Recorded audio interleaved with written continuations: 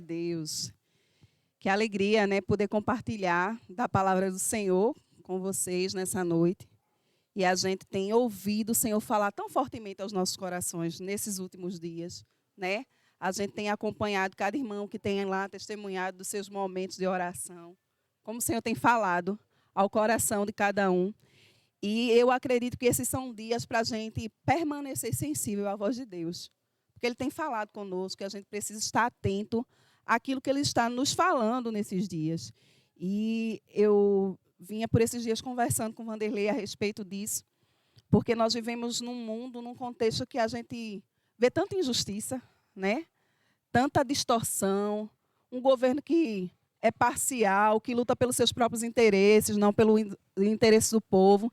E isso, muitas vezes, causa em nós um sentimento de revolta, né? Muitas vezes fica revoltado, a gente fica desesperançoso, a gente fica frustrado diante das circunstâncias.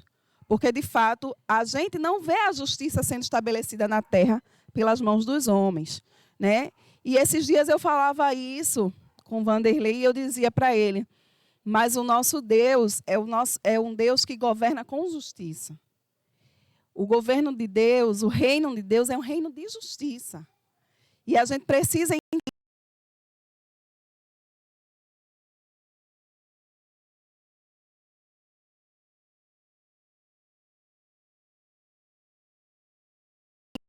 sabe? Deus não tirou férias, Ele continua governando todas as circunstâncias e Ele certamente virá com a sua justiça sobre a terra. E nós cremos isso, essa palavra deve trazer para nós esperança, né? O profeta Jeremias, no seu livro de Lamentações, ele vai nos dizer lá no capítulo 3, dos versículos de 21 a 24, que nós devemos trazer à memória aquilo que pode nos dar esperança. Porque muitas vezes a gente está bombardeando a nossa mente com mensagens, com notícias, com palavras que só trazem frustração, que só trazem desespero, mas a orientação do profeta aqui é: eu quero trazer à memória aquilo que pode me dar esperança. E ele fala que as misericórdias do Senhor são a causa de nós não sermos consumidos. E elas se renovam a cada manhã. Então, isso deve estar sempre na nossa mente e no nosso coração. Deus continua no controle. As suas misericórdias estão disponíveis para nós todos os dias. Então, a palavra que eu quero compartilhar hoje com você é para trazer essa esperança. Para que você encha a sua mente com a palavra de Deus e que essa palavra norteie a tua vida. Porque a gente não pode estar sendo orientado e nortear a nossa própria vida pelas circunstâncias do mundo. Porque se for assim, a gente vai enlouquecer, né? Porque, de fato, parece que a cada dia vai piorando as circunstâncias. Mas quando eu baseio a minha vida pelaquilo que eu entendo de quem Deus é, que é o Deus soberano e que está no controle de tudo, e que esse Deus governa a minha vida, e que seu amor e a sua misericórdia estão disponíveis a mim, eu posso descansar, né? Eu posso me manter firme no propósito que Ele tem para a minha vida. Então, eu queria que você abrisse a sua Bíblia aí no texto de Hebreus, capítulo 1. Hebreus, capítulo 1. Nós vamos ler os versículos 8 e 9.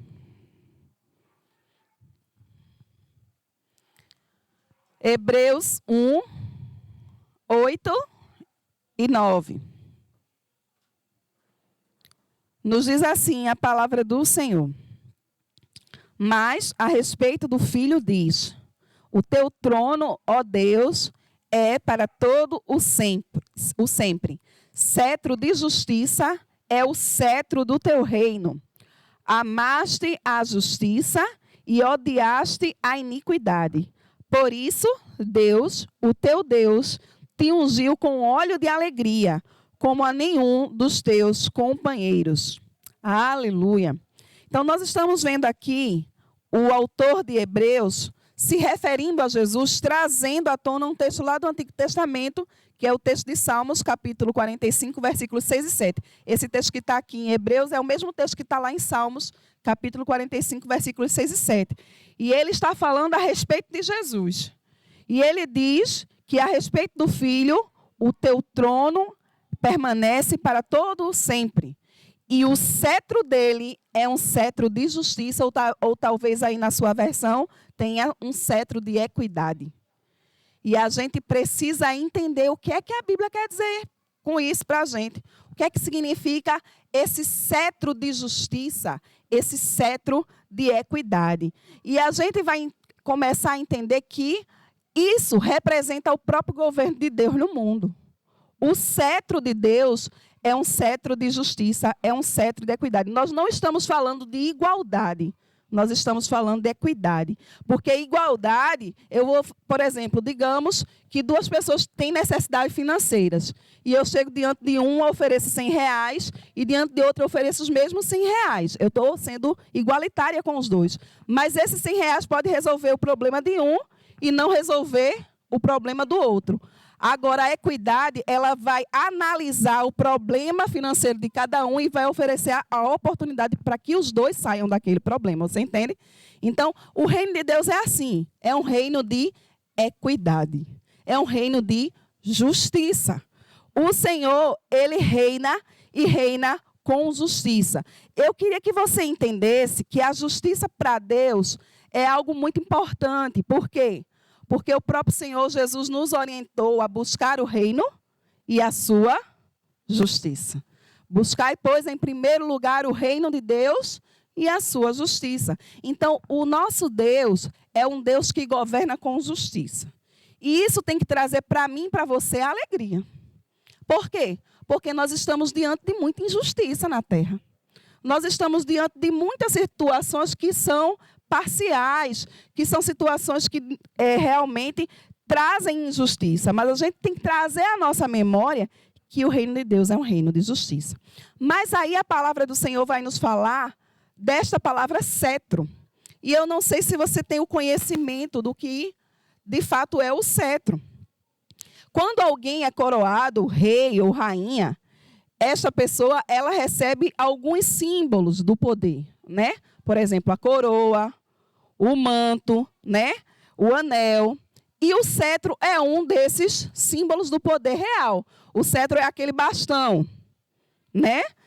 Aquele bastão que o rei e a rainha possuem. E esse cetro, ele, em certo sentido, ele representa a continuação da coroação. E esse cetro é esse bastão que é utilizado pelos reis e pelas rainhas, pelas autoridades reais, e ele vai representar a própria autoridade da pessoa. O rei e a rainha, quando se estabelece com o cetro, ele está estabelecendo a sua autoridade. Então, quando a Bíblia diz que o cetro do nosso Deus é um cetro de justiça e de equidade, ele está dizendo que o governo e a autoridade de Deus é estabelecida na justiça. E você precisa se alegrar com isso. Você precisa realmente ter o seu coração regozijado com isso, porque o reino de Deus é um reino de paz, de justiça e alegria no Espírito. Então, você precisa se alegrar com essa verdade da palavra de Deus. Mas a gente pode observar uma história na palavra de Deus que vai fazer com que a gente entenda bem essa simbologia do cetro. E eu vou convidar você agora a voltar lá para o Antigo Testamento e você vai ler comigo alguns versículos do livro de Ester.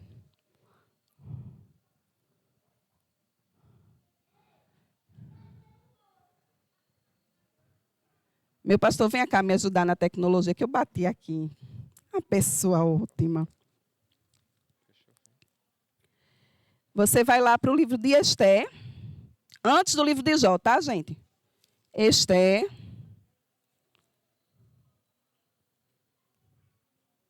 E você deixa aí o livro aberto e em algum momento nós vamos compartilhar alguns versículos, tá certo, desse livro.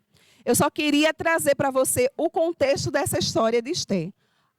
Alguns de vocês, talvez a maioria de vocês, já conhece a história de Ester. Mas para quem não conhece, eu queria te deixar mais ou menos por dentro dessa história.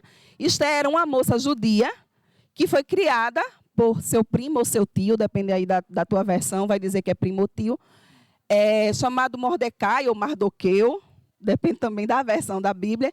E essa moça, ela é levada para um outro povo, que não era o seu povo. Ela é levada e lá ela passa por um concurso, como a gente diz assim, um concurso de beleza.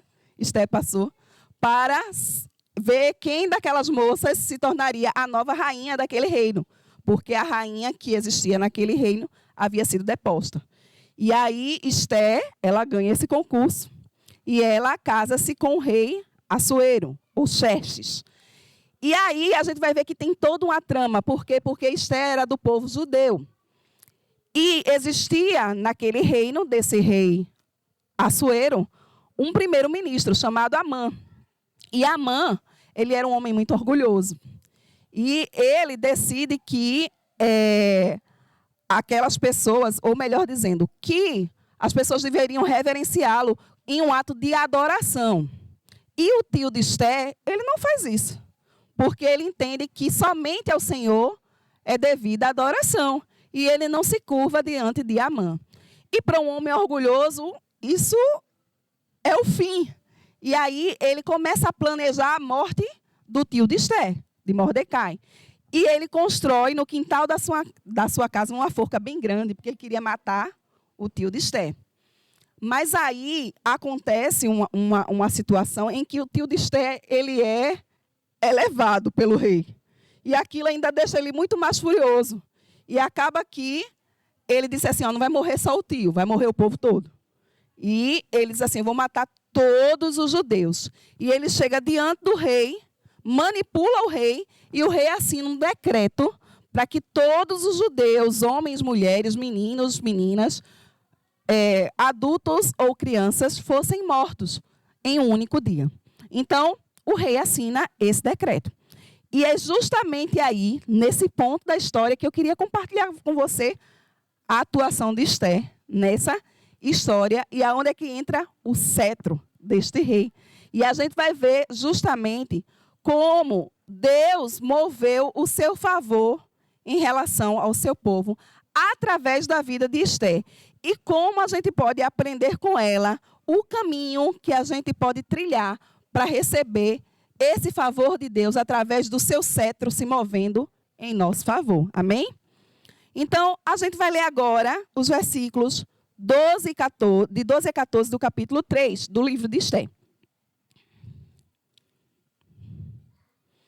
Esté, capítulo 3, versículos de 12 a 14. Diz assim a palavra de Deus. No dia 13 do primeiro mês, chamaram os secretários do rei e, segundo tudo que Amã havia ordenado, se escreveu aos sátrapas do rei, aos governadores de todas as províncias e aos chefes de cada povo. A ordem devia ser endereçada a cada província no seu próprio modo de escrever e a cada povo na sua própria língua. Foi escrita em nome do rei Assuero e selada com o anel sinete do rei.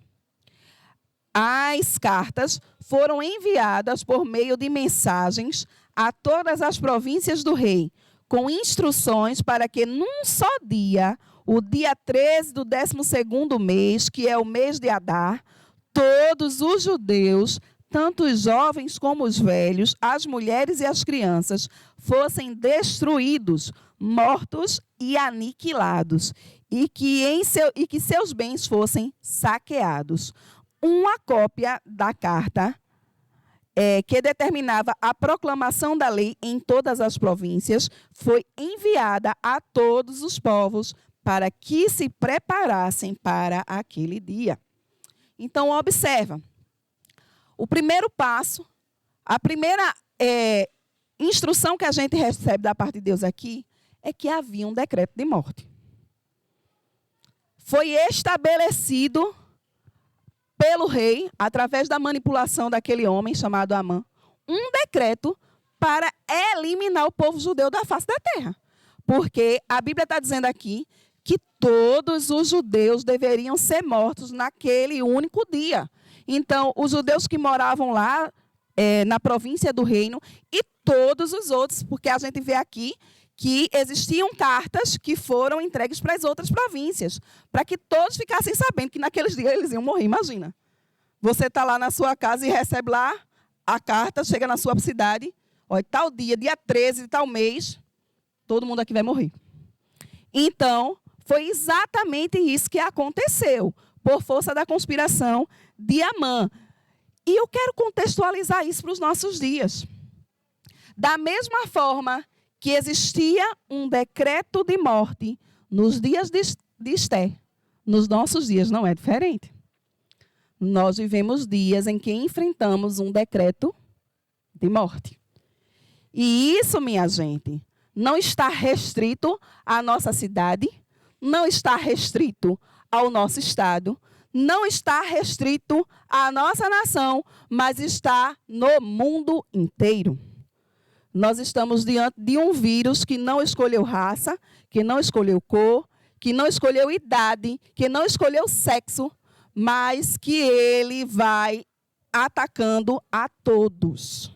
A todos. Então, da mesma forma que aquele povo, no tempo de Esté, tinha um decreto de morte, nos nossos dias também existe esse decreto de morte.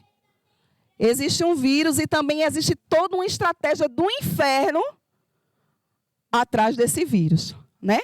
Como a gente vem acompanhando nesses dias que a gente está vivendo. Então, observa, o nosso contexto não é muito diferente do contexto do povo judeu no tempo da rainha Esté. Mas a gente vai ver as posturas dessa rainha diante desse decreto. E eu queria que você lesse comigo agora Esté capítulo 4, e nós vamos ler os versículos de 1 a 8, tá certo? Esté 4, de 1 a 8, diz assim: Quando Mordecai soube tudo o que havia passado, rasgou as suas roupas, se cobriu de pano de saco e de cinza, e saiu pela cidade, clamando em alta voz e soltando gritos de amargura. Chegou até a porta do rei, porque ninguém vestido de pano de saco podia entrar pela porta do rei. Em todas as províncias, aonde chegava a palavra do rei e a sua lei, havia entre os judeus grande luto, com jejum, choro e lamentação. E muitos se deitavam em pano de saco e em cinza. Então, as servas de Esté e os eunucos vieram e contaram a ela o que se passava. A rainha ficou muito aflita. Mandou roupas para que Mordecai pudesse tirar a vestimenta de pano de saco e se vestisse, mas ele não aceitou. Então, Esté chamou Ataque, um dos eunucos do rei, que este tinha escolhido para a servir, e lhe ordenou que fosse a Mordecai para saber o que se passava e por que ele estava fazendo aquilo. Ataque foi até a praça, a cidade, para encontrar-se com Mordecai, junto à porta do rei. Mordecai contou tudo o que havia acontecido com ele. Disse também a quantia certa de prata que Amã tinha prometido pagar aos tesouros do rei pelo aniquilamento dos judeus. Também lhe deu uma cópia do decreto escrito que havia sido publicado em Suzã, ordenando a destruição dos judeus. Mordecai pediu a Ataque que mostrasse a cópia a Esté e a pusesse a par de tudo, a fim de que ela fosse falar com o rei e lhe pedisse misericórdia e na sua presença lhe suplicasse pelo povo dela. Então, observa, como eu já falei para vocês, existia um decreto, existia um contexto iminente de morte. Aquele povo tinha um decreto sobre si de morte. Mas, ao que parece, a rainha não estava muito ciente do que estava acontecendo, né? A Bíblia vai dizer aqui que existia um alvoroço do lado de fora do palácio. Quando o decreto começou a ser lido pela província, a primeira atitude que o tio de Esté teve foi rasgar suas vestes. E isso tem uma simbologia muito forte, minha gente. A simbologia de um judeu rasgar suas vestes, ele quer dizer que ele está em grande agonia. E ali ele se veste com um pano de saco e se cobre de cinzas. Ele queria dizer que existia muita agonia, muita tristeza e luto em sua alma. E essa notícia se espalha por todas as províncias. E todos os judeus vão reagindo da mesma forma. A Bíblia vai dizer que eles reagem com choro, com jejum, com pranto, rasgando suas vestes, se vestindo de pano e de saco e cinza. Então, observa, tinha todo um alvoroço fora do palácio. Mas parece que lá dentro do palácio, onde a rainha Esté estava, nada estava acontecendo. Ela não estava ciente de tudo que estava acontecendo. Tanto é que alguém chega para ela para contar e diz assim, olha, teu tio está ali na porta do palácio, vestido de trapos, vestido de pano de saco de cinza, e ele está ali, ele não pode nem entrar no palácio, porque ninguém pode entrar no palácio com esses trajes. E Esté disse assim, o que está acontecendo? Manda uma roupa para ele. Ela queria tirar o tio daquela situação, botar uma roupa limpinha para que ele pudesse entrar. Só que ele disse, não, olha, o meu problema não é a roupa, não. O que está acontecendo é muito mais sério. Você não está sabendo, Esté?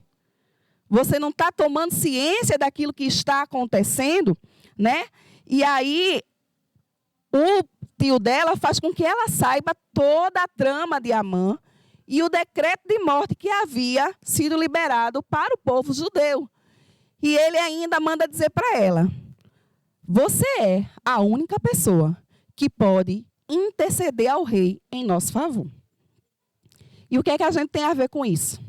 O que é que isso se parece com a gente, como igreja do Senhor? Muitas vezes o mundo está nesse alvoroço, como nós vivemos hoje. É um alvoroço porque a morte está se estabelecendo no mundo. Porque coisas terríveis estão acontecendo, não somente por questões do vírus, mas por tudo que está sendo manipulado em relação a ele. E muitos de nós, às vezes, estamos dentro dos nossos palácios. Dentro das nossas próprias vidas, sem se importar com o que está acontecendo lá fora. Você entende isso? Muitos de nós estamos vivendo uma vida como se isso não tivesse nada a ver comigo.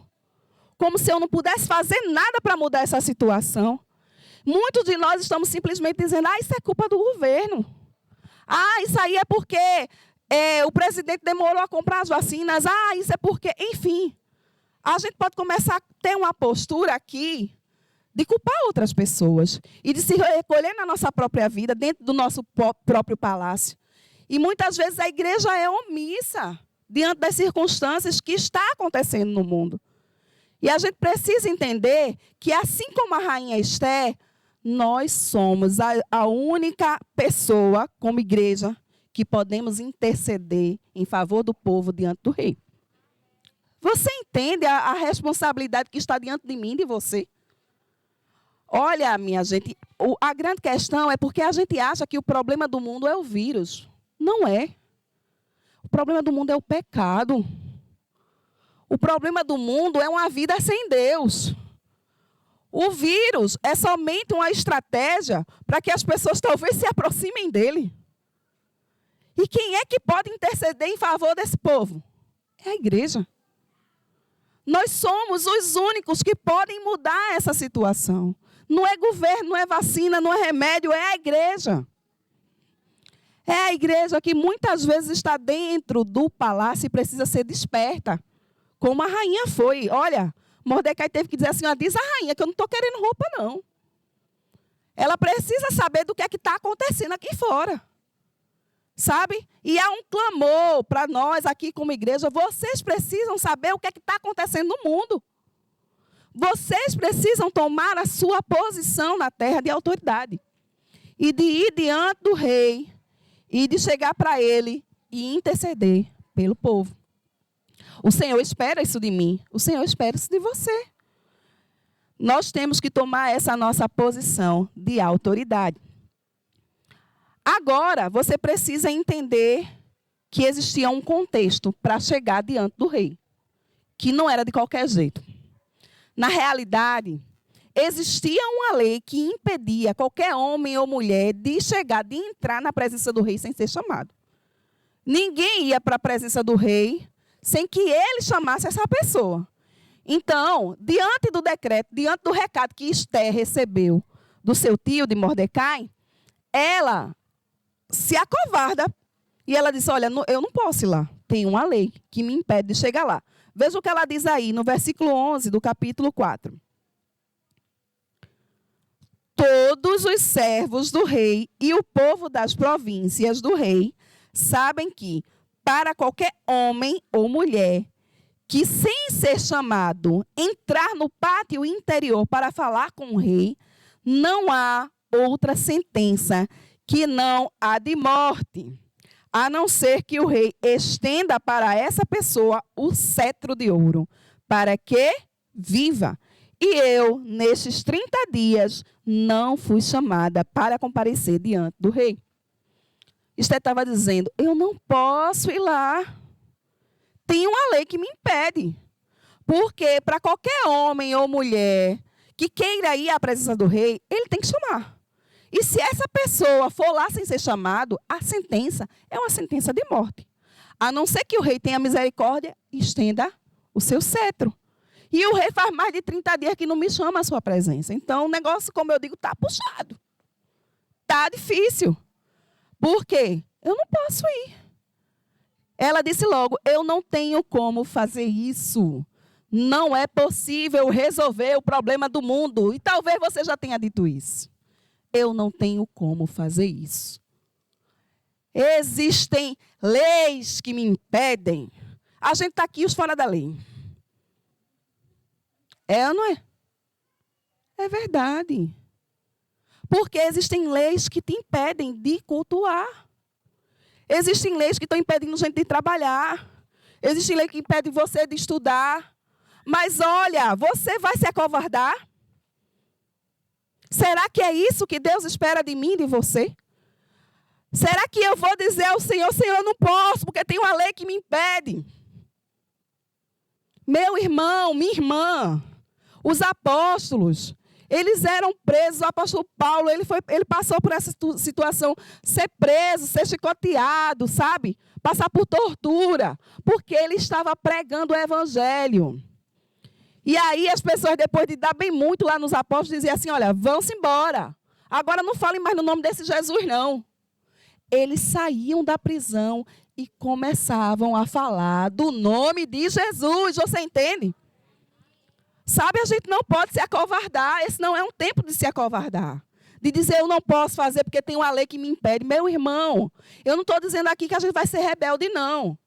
Mas a palavra do Senhor nos ensina a sermos obedientes e a servir e a se submeter quando essa lei não afronta a própria lei de Deus. Mas quando essa lei começa a afrontar a lei de Deus, eu tenho que escolher a quem eu vou obedecer.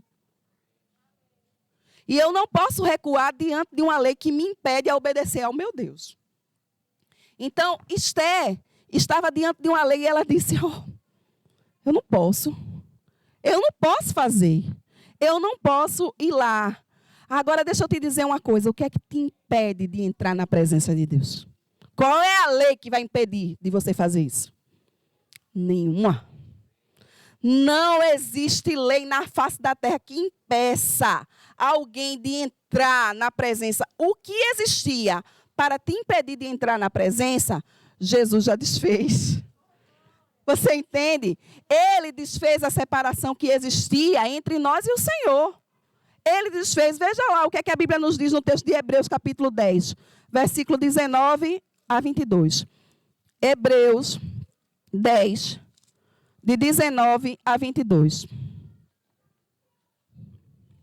Diz assim, portanto, meus irmãos, tendo ousadia para entrar no santuário pelo sangue de Jesus, pelo novo e vivo caminho que Ele nos abriu por meio do véu, isto é, pela sua carne, e tendo um grande sacerdote sobre a casa de Deus, aproximemo-nos com um coração sincero, em plena certeza de fé, tendo o coração purificado de má consciência e o corpo lavado com água pura. Aleluia!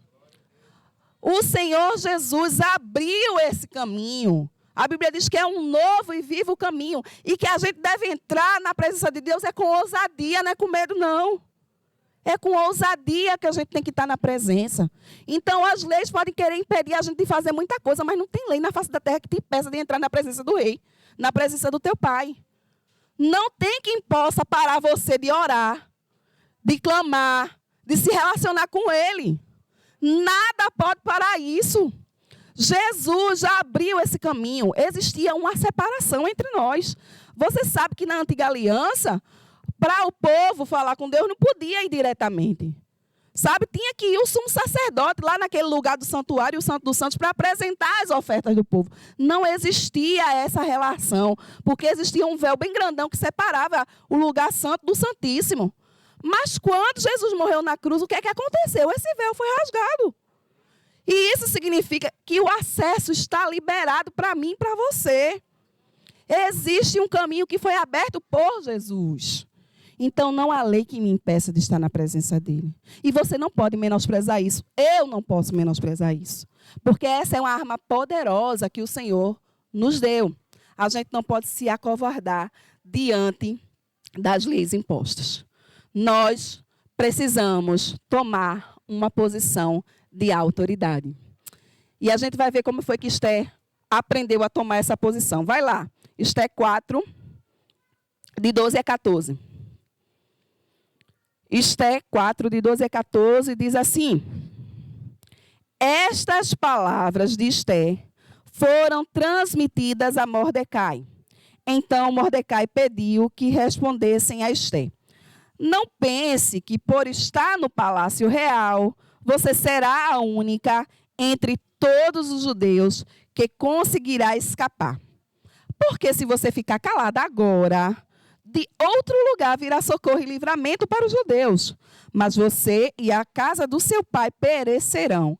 Mas quem sabe se não foi para uma conjuntura como esta que você foi elevada à condição de rainha. Você entende o que é que o Senhor estava falando aqui? Com Esther conosco. Olha só, Mordecai, como diz meu marido, deu na titela, né? Aqui. Ele diz que titela é aqui, mas titela é aqui, né? Mas ele diz que é aqui. Enfim, bora lá. O recadinho de Esther foi dado para Mordecai. Disse assim: eu não posso entrar, porque tem uma lei que me impede. Aí Mordecai disse assim: ó, deixa eu te dizer só uma coisa, vice Esther. Se tu não quiser fazer nada, tá certo. Faz não. Fica aí dentro do palácio, como eu digo, na moitinha. Fica na moitinha. Tá, pode ficar aí.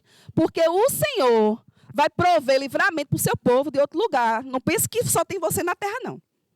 Ele vai fazer com que o livramento venha por outra pessoa, por outra circunstância, mas ele vai livrar seu povo.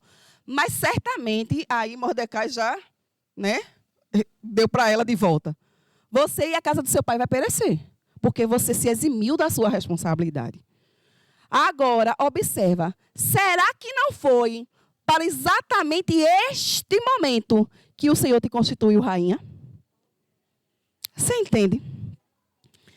Mordecai estava dizendo assim: Esther, percebe que você tem uma posição de autoridade que eu não tenho. Você é rainha. E o Senhor te colocou nesse lugar de rainha. Será que não foi para esse momento que Ele te estabeleceu neste lugar? E a pergunta de Deus é a mesma para nós. Será que não foi para este momento que Deus nos estabeleceu nesse lugar? Ele está perguntando isso a nós. Porque você tem a escolha de se esquivar. Dizer, não tem nada a ver comigo, eu não posso, tem lei que proíbe. O Senhor vai suscitar livramento para o seu povo. Nós ouvimos aqui domingo passado que o Senhor vai derramar da sua ira, mas também da sua misericórdia para o seu povo. Então, eu querendo fazer ou eu não querendo fazer, Deus vai fazer. Tá certo? Porque Ele não está limitado a mim, às minhas vontades e às minhas decisões. Deus é Deus. Mas eu quero te dizer que coisa boa é participar do plano de Deus. Coisa boa é participar do projeto que Ele estabeleceu. Sabe, Ele te colocou nessa família para um tempo como esse. Ele te colocou nessa igreja para um tempo como esse. Ele te colocou nessa comunidade para um tempo como esse. Lá naquele teu trabalho para um tempo como esse. No teu círculo de influência para um tempo como esse. E eu não posso influenciar as pessoas que você pode influenciar. Você entende isso? Cada um de nós tem um círculo de influência. E eu não vou poder fazer aquilo que Deus espera que Tamires faça. Tamires não vai poder fazer aquilo que Deus espera que qualquer outro irmão aqui faça. Meu irmão, entenda que há uma posição estratégica de Deus na sua vida. Sabe, você tem que entender que Deus conta com você. Deus conta comigo e eu não posso me esquivar disso. Eu não posso simplesmente dizer ao Senhor, eu não posso ir porque tem uma lei que me impede. Mas Deus está me dizendo, foi para um tempo como esse que eu te estabeleci como igreja. Foi para um tempo como esse que eu te chamei. Diante dos decretos do mundo, é preciso tomar uma posição de autoridade. Certamente foi para um tempo como esse que o Senhor nos estabeleceu como a sua igreja. Veja o que é que o texto de 1 Timóteo, capítulo 3, versículo 15, nos diz. 1 Timóteo, capítulo 3, versículo 15, diz assim, ó, a palavra do Senhor. Mas, se eu demorar, você saberá como se deve proceder na casa de Deus, que é a igreja do Deus vivo, coluna e fundamento da verdade. A igreja é coluna e fundamento da verdade. A igreja é você. O Senhor nos estabeleceu na terra para sermos coluna e fundamento da verdade. No mundo de tanta mentira, no mundo de tanta manipulação, no mundo em que as pessoas brincam com a vida dos outros, o Senhor está dizendo, a minha igreja é a coluna e fundamento da verdade. E eu e você não podemos nos esquivar dessa nossa posição. O Senhor conta conosco, o Senhor conta comigo e conta com você. Meu irmão, não se esquive, não se acovarde. Não se acovarde do chamado que Ele fez para você, para a sua vida. Então, diante de tudo isso, Esté diz assim, olha, eu preciso tomar posição.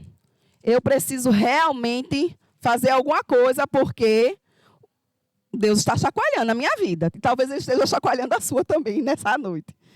Então, ela vai dar uma resposta. Esté 4, de 15 a 16. Ela diz assim, ó. Então, Esté pediu que levassem a Mordecai a seguinte resposta. Vá e reúna todos os judeus que estiverem em Suzã e jejuem por mim. Não comam, nem bebam nada durante 3 dias, nem de noite, nem de dia. Eu e as minhas servas também jejuaremos. Depois irei falar com o rei, ainda que seja contra a lei. Se eu tiver de morrer, morrerei. Você entendeu o que é que Esté disse? Se eu tiver de morrer, morrerei. Agora Esté ficou corajosa. Agora Esté tomou posição.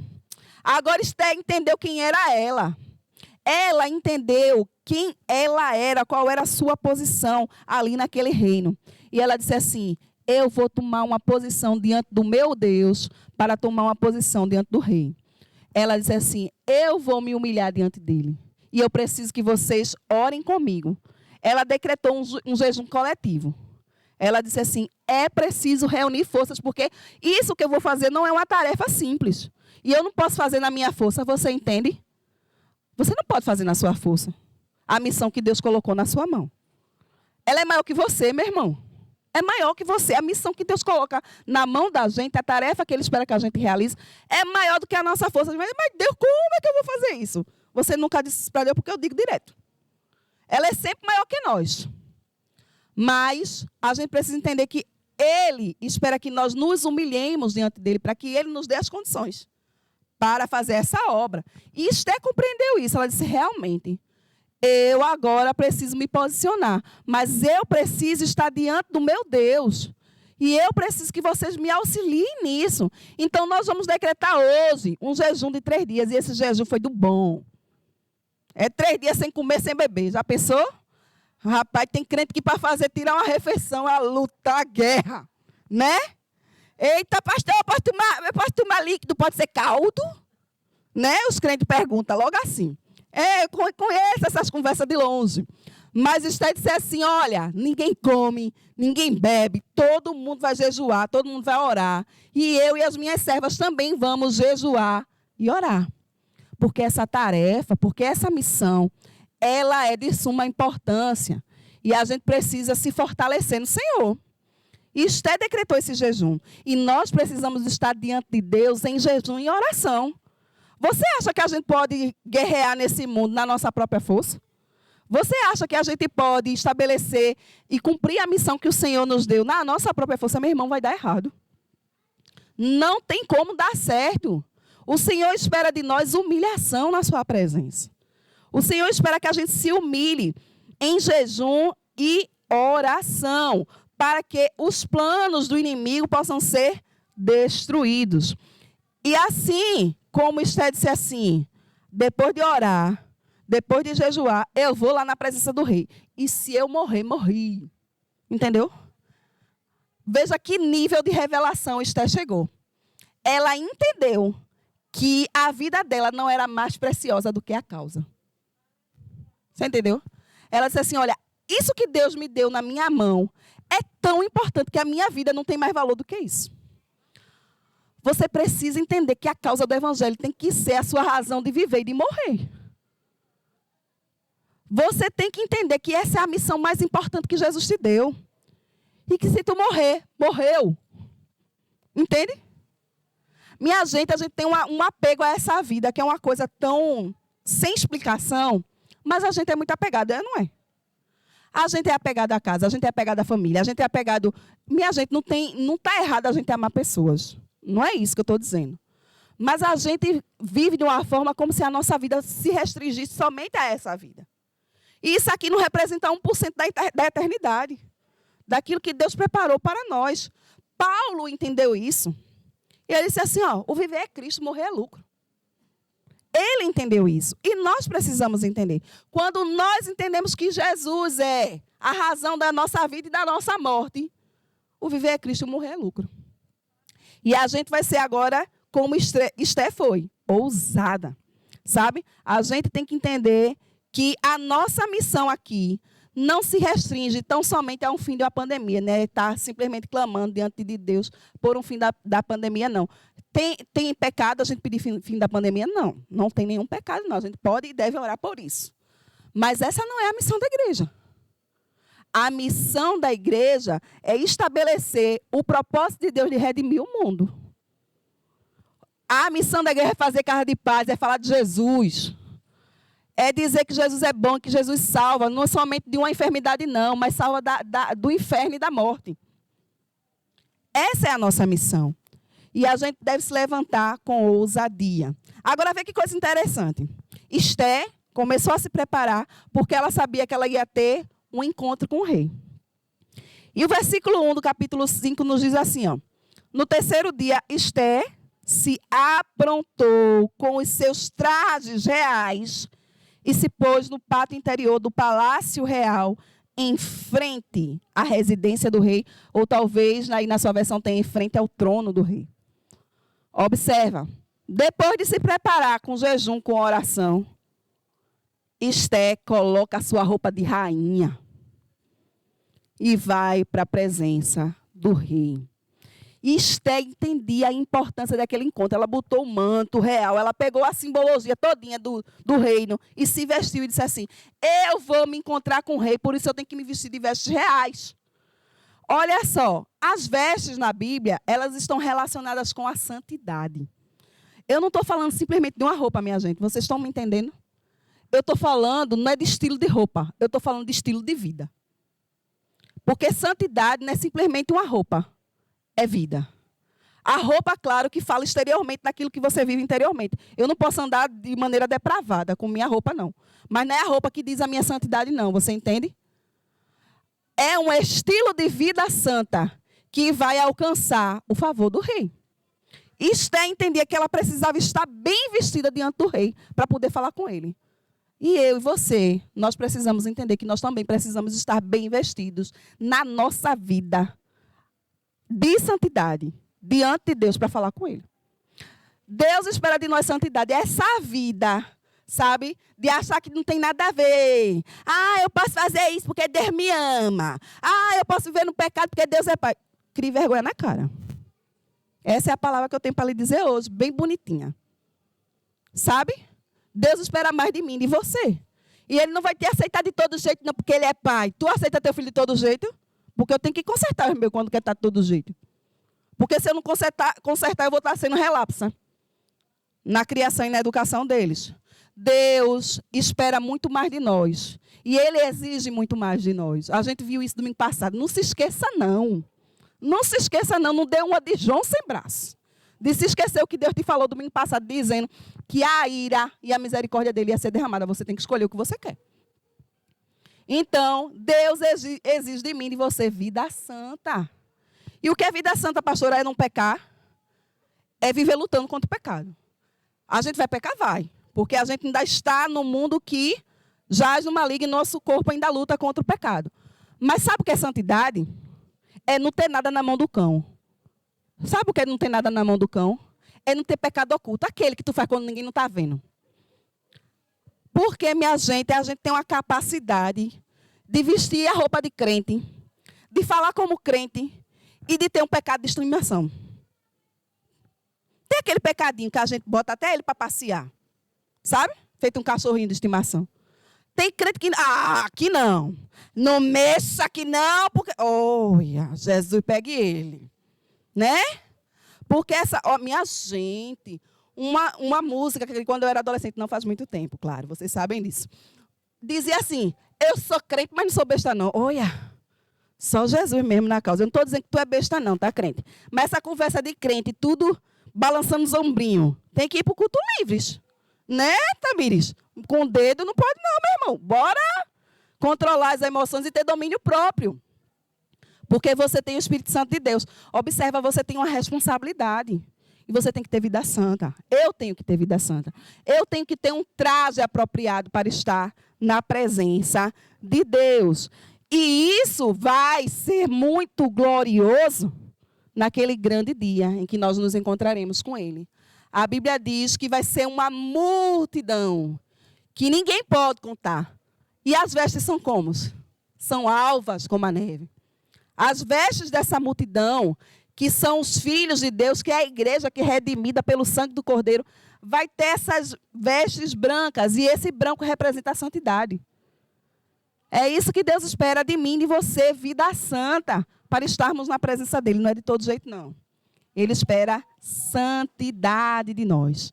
E observa o que essa atitude da rainha de se humilhar, de ter ousadia e de ir com um traje real provocou no coração do rei.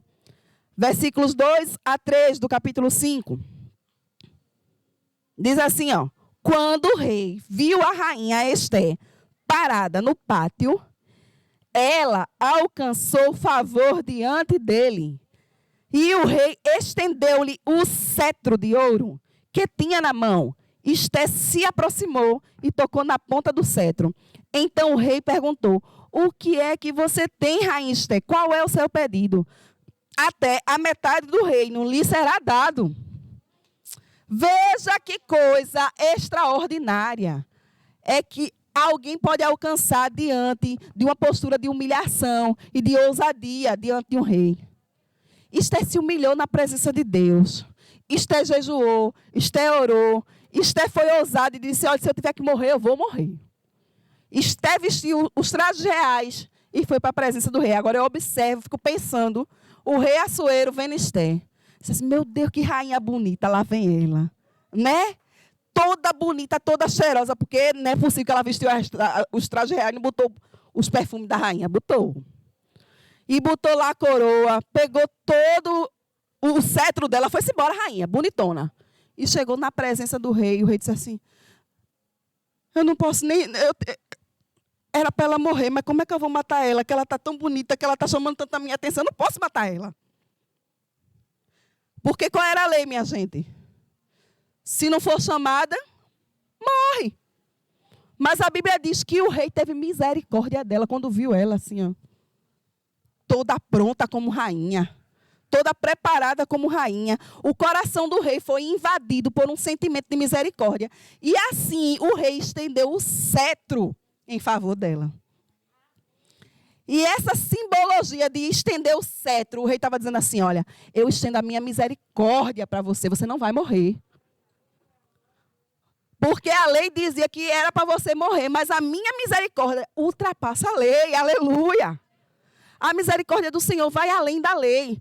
Pode existir um decreto de morte para a minha vida e para a sua, mas se a gente se aprontar com a roupa que Ele deseja, se a gente se humilhar na presença dEle, e se a gente tiver ousadia, o coração dEle vai se mover de misericórdia, porque o nosso Deus é misericordioso. E Ele vai nos salvar da morte. Foi isso que Ele fez em Jesus. Ele estendeu a sua misericórdia, porque para nós, a lei dizia que a gente tinha que morrer. A alma que pecar, essa morrerá. A Bíblia diz isso. Essa era a lei. Mas o Senhor, pela sua misericórdia, estendeu o seu cetro em nosso favor. E disse assim, eu não vou matar eles não. Eu os amo. E o Senhor está dizendo isso para você, igreja. Eu não quero a tua morte, porque eu te amo. Eu quero te usar para salvar um povo. E observa. Esther não teve somente o cetro do rei estendido, que era essa simbologia da misericórdia. Mas o rei disse assim, olha, a rainha está tão bonita, está tão aqui na minha frente, tão ousada. O que é que você quer? Até a metade do reino eu te dou. O rei não somente estendeu o seu cetro, mas estendeu o seu favor. Disse assim, olha, eu te livro da morte e te abençoo. É isso que teu pai faz com você. Ele te livrou da morte e te abençoa. Ele estendeu a sua misericórdia, mas também o seu favor. E eu não sei se você entende, quando a Bíblia está dizendo aqui, olha, o rei disse assim, metade do reino eu te dou. Minha gente, isso é uma riqueza tão grande que a Bíblia está dizendo aqui para a gente. Ele está dizendo assim, olha, rainha, eu não vou te dar o reino todo, porque eu só posso dar metade, porque a outra metade é do meu filho primogênito. Você está entendendo? A metade da herança do rei, ou de qualquer pai, é do filho primogênito nesse contexto aqui. O primogênito é Jesus. Ele tem a metade da herança de Deus. Mas a Bíblia diz que em Jesus nós somos herdeiros de Deus e co-herdeiros com Cristo. Então, a metade do reino é nossa e a outra metade de Jesus também é da gente. Então, nós temos tudo em Jesus. Toda a sorte de bênçãos espirituais nas regiões celestes nós temos em Jesus. Ele conquistou isso por nós. O Senhor Jesus conquistou isso por mim e para você. Então, nós temos o favor de Deus. Então, por que é que a gente vai andar temeroso, acovardado diante das leis, diante de decretos de morte? Nós não podemos andar diante das circunstâncias. Sabe por quê? Porque Deus muda as circunstâncias. Essa história de Esther nos prova isso. Que o cetro do Senhor é um cetro de justiça. Aquele povo estava decretado a morrer simplesmente porque um homem era orgulhoso e queria que aquele povo adorasse a ele. Isso era injustiça, mas Deus não trabalha com injustiça. Ele não permite que a injustiça se estabeleça para sempre. E ele vem em favor do povo. A rainha Esther, se você continuar lendo a história, ela vai e convida o rei lá para sua casa. Tem 2 jantares que ela oferece. Ela chama o rei e chama Amã, o manipulador. E no segundo jantar ela diz assim, rei, eu quero te contar uma coisa. Eu e o meu povo vamos morrer. O rei, como assim? Porque o senhor assinou um decreto que esse malvado aí do Amã mandou o senhor assinar. E sabe o que é que aconteceu, minha gente? O próprio Amã morreu na forca que ele mesmo fez. Então, aquilo que o inimigo trama contra mim, contra você, vai ser o caminho da perdição dele. Você entende? Porque o Senhor muda as circunstâncias. Ele estende o seu cetro de equidade em nosso favor. E ele estendeu o cetro dele de equidade em favor daquele povo. Porque aquele povo tinha um decreto de morte. E o rei disse assim, agora, porque o povo não podia nem se defender, tá, minha gente? Não tinha nem direito de defesa. Agora, o rei disse assim, vocês vão poder se defender quando forem atacados. E em vez de morrer o judeu, morreu todo mundo que atacou os judeus. E até hoje, no meio do povo judeu, existe uma festa que é para comemorar essa vitória contra Amã e a vitória contra o decreto de morte que ele estabeleceu, que é a festa do Purim. E eles celebram isso até o dia de hoje. E é engraçado porque as crianças elas fazem mais ou menos aquilo que o povo faz aqui na nossa cultura, que é malhar os Judas. As crianças fazem um boneco e dizem que é a mãe, e começa a esculhambar ele. Ah, seu triste, você queria que a gente morresse, mas a gente venceu você. E começa lá a celebrar a vitória do povo de Deus. Porque o Senhor é aquele que muda as circunstâncias. Mas quando é que ele muda as circunstâncias? quando a gente tem uma atitude que Ele espera. Deus está contando comigo e com você. Porque nós pensamos assim, nada disso vai mudar. Esse mundo, como a Bíblia diz, jaz no maligno, pastor, não vai mudar não. Você precisa entender que o cetro da impiedade, ele não dura para sempre. Vê o que é que a Bíblia diz lá. A gente vai encerrar com esse texto. Salmo 125, versículos de 3 a 5. É glorioso aquilo que o Senhor quer fazer por nós. Salmo 125, versículos de 3 a 5. Veja o que é que a Bíblia está dizendo para nós. O cetro dos ímpios não permanecerá na terra dos justos, para que os justos não comecem a praticar a iniquidade. Faze o bem, Senhor, aos bons e aos retos de coração. Quanto aos que se desviam para caminhos tortuosos, o Senhor os levará juntamente com os malfeitores. Paz sobre Israel. Aleluia! Glória a Deus!